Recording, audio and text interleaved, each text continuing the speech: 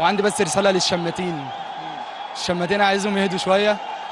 يعني في ناس كده، انا كده كده مش متابع والله، يعني انا مش متابع، انا مركز في شغلي.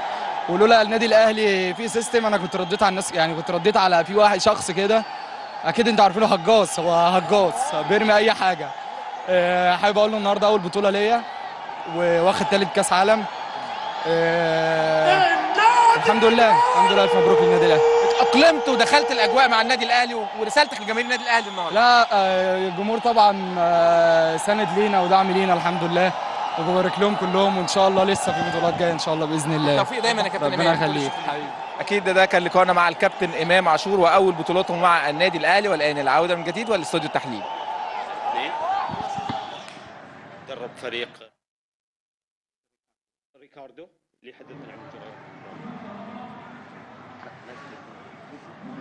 ده كان لقاء مع امام عاشور لاعب النادي الاهلي ونجم النادي الاهلي.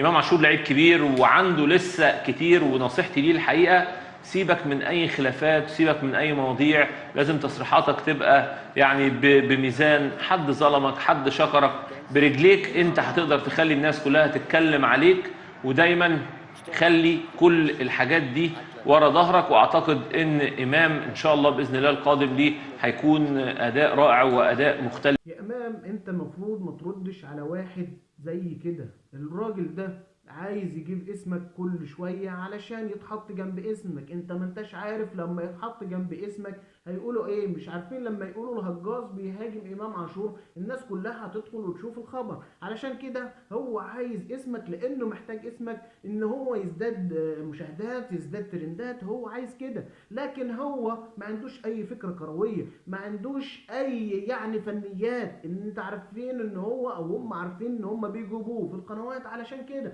علشان يعمل جدل في الاستوديو، علشان يخلي الجماهير تدخل عليه، تدخل تشتمه، يعمل مشاهدات، يعمل ترند. هو ده الهجاص، واكبر هجاص في مصر. المعروف ان هو بكرهه لاي حد يحب ناجح، يحب يفشل الناس، علشان هو الوحيد. يعني مفكر كل الناس هو كل الناس فاشله ما عدا هو الوحيد اللي ناجح. انا يعني مش عايزك ترد ومش عايزك تشغل بالك بيه. سيبه لجمهور النادي الاهلي، سيبه للناس اللي زينا، واحنا نرد واحنا كفيلين بيه.